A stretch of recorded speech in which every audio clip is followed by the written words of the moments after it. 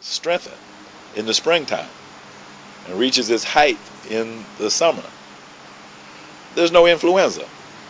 Very rare. Right. It dies out. It seems to go away. But in the fall, when the sun is weakening and you start getting into the dark months of wintertime, then that's when influenza peaks. Okay.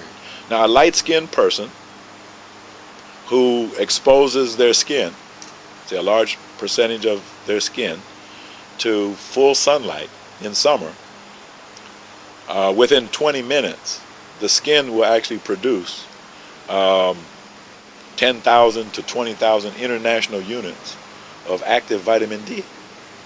And that is what protects them from influenza. They don't think that the influenza goes on vacation. Right. In the summertime, the virus is all around. It's still there. Right.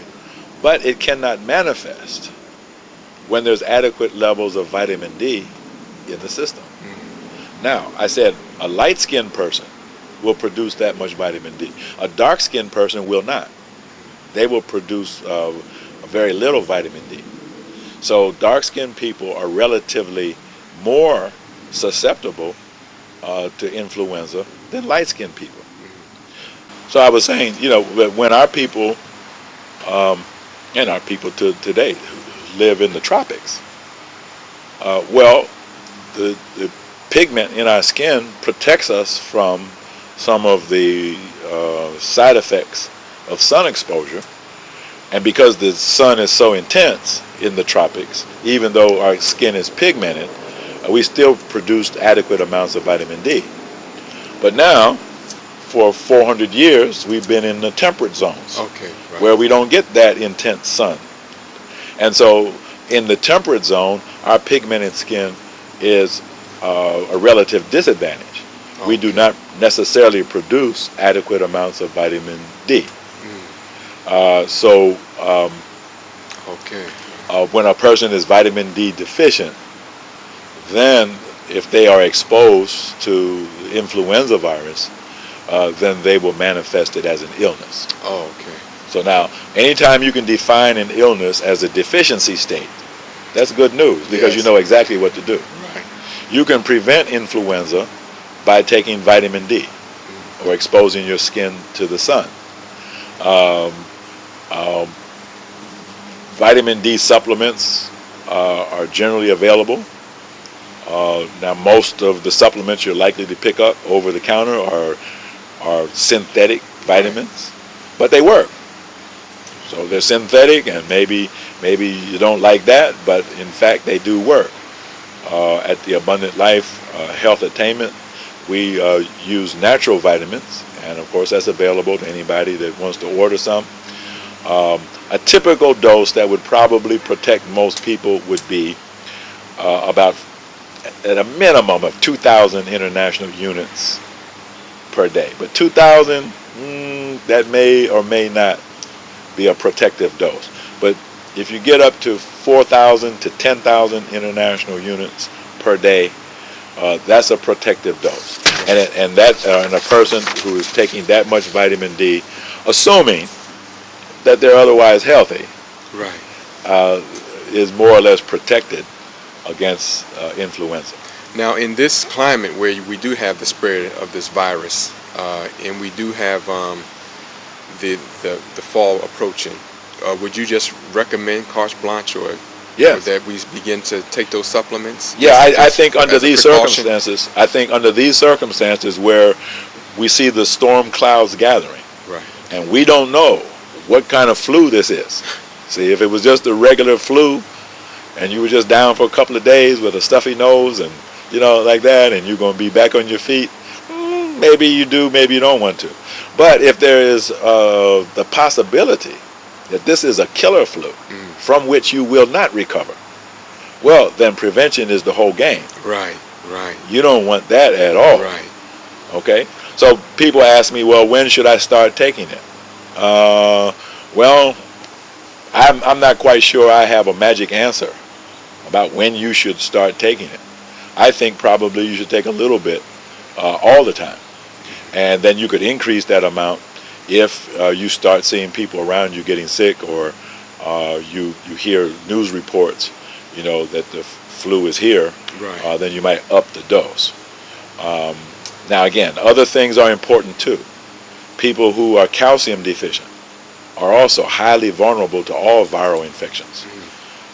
And in fact, just taking vitamin D and no calcium, and you don't have calcium in your body, that won't work. Right. Okay, so most people in the United States, especially younger people, are calcium deficient. Okay. Because they don't have anything in their diet that gives them calcium. See, I always get a laugh when I watch this commercial with Sally Field. Well, I did everything my doctor told me, and I still got osteoporosis. You see, that's the problem. Right. She did everything the doctor told her to. Right, I remember that commercial. Yeah, Right. yeah, and so eating the standard American diet, and unfortunately many people in the Nation of Islam, when you actually get right down to it, what do they eat? They eat the standard American diet, with a little bean pie thrown in on the side. But it's really the standard American diet. They're eating in Wendy's and Subway and Right. all these places, and the better fast food restaurants. Right, the natural, because it's veggies. Yeah. See, so it's a standard American diet, and they are just as deficient, and sometimes even more so than anybody else. And so that's one of the values of the raw milk. The raw milk is probably the only accessible, strong source of ionizable calcium. And of course, the raw milk also contains the essential fatty acids, especially the medium chain essential fatty acids that are virucidal. Okay. They kill viruses. Okay, so that's a complete food, and so one of the greatest things that I have ever undertaken in my life is the promotion of the raw milk, and so that could be conceived of as a part of the answer to staying clear of influenza. So we're looking at vitamin D, increase that. And the raw milk and other sources of calcium. Right. And for many people, when I check them, I'm actually amazed sometimes at how depleted of calcium that they are. The raw milk will help you maintain your calcium level, but you couldn't drink enough to actually make up for the calcium deficiency that may have developed over 10 or 20 years. Okay. See, it might take you 20 years to make it up. So a lot of times, in the clinic, I end up putting people on a calcium supplement, like calcium lactate or calcium citrate, very high doses, maybe for 3 to 6 months. Right. That catches them up. And then if they start introducing the raw milk into their diet at the same time, then they won't ever get deficient again. Wow, that's real vital information. Yes. Definitely. Yes. And then that's something for everyone to know, but especially parents. If your child has a very high fever, it's generally speaking a calcium deficiency. And so one of the best things to have around the house is calcium lactate powder.